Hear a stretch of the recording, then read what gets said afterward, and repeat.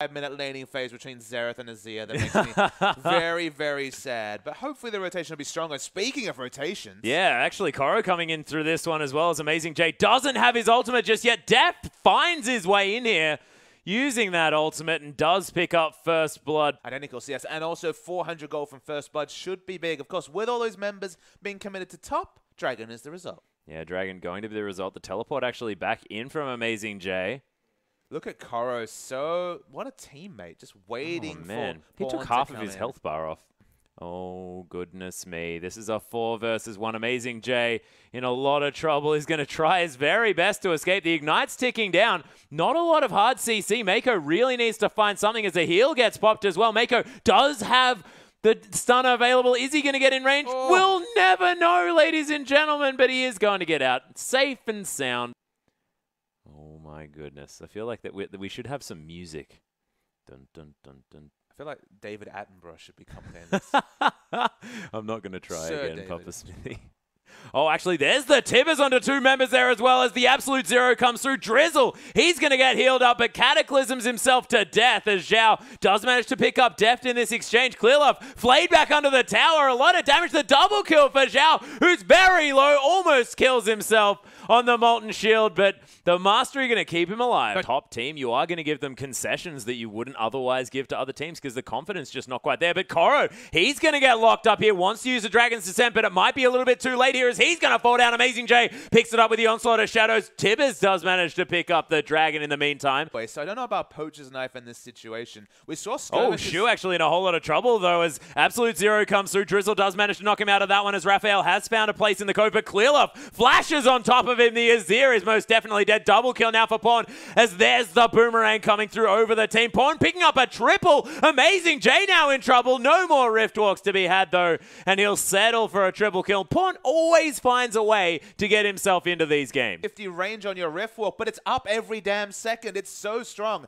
In the late game, the re-engage's on. Yeah, actually Force Pulse there as well as the boomerang kill? comes back. Oh my goodness, Zhang's going to fall down and AmazingJ versus Pawn at the same time. Not sure who's going to win this one, but AmazingJ does find his way back under the turret. With the 1.2 second Rift Walk. Shu definitely needs some help getting the heck away from this Kassadin. Death sends him closer, and that's not going to be the way it works. Is Pawn going to pick up his 5th kill of the game? See what is going to happen here as it comes through, but Deft resetting really towards the back. Tanking this Dragon. Of course, it's going to reset. They need clearlove to be the one tanking it.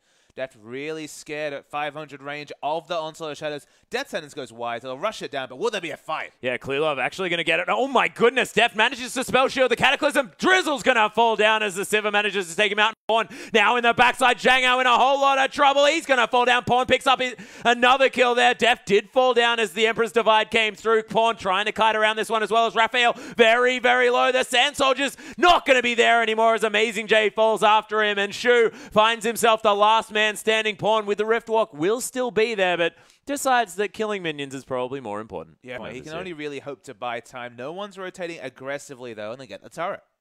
Yeah, Koro eats a whole lot of spells. Not too worried about that one as the Randuin's does come through. Raphael's there as well. Was that a flash actually used? No, I don't think it was.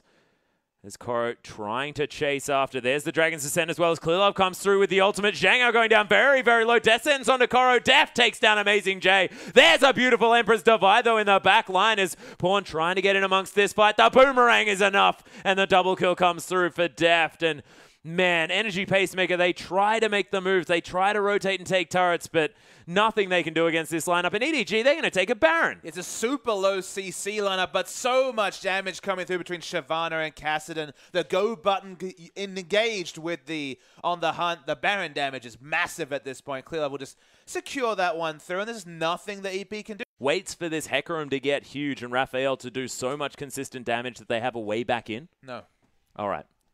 Well, I went for it. It was the 5th Dragon. The Baron has never been an option for EP, and you just look at Koro. He doesn't even take damage. That death sentence needs to be renamed here as Drizzle does have the opportunity to go in for a knock-up, but doesn't want to go against multiple members of EDG, as that command attack on the Sand Soldiers is going to get blocked out by the spell shield. But oh my goodness, Pawn going so deep into this one. There's the Absolute Zero. Everyone on EP is melting as Deft picks up a double. Pawn picks up a kill. AmazingJ tries to get something done as Pawn is completely underneath the turret now as clearlove comes around again. A double kill for Deft.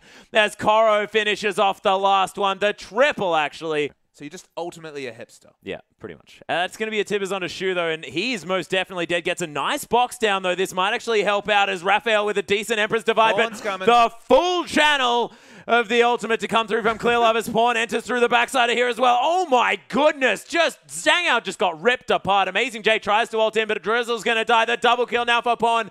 And Koro just tearing part members here as well. And everyone on EDG just seems to be doing far more damage than they have any right to. And the surrender to come down 34 minutes into this game.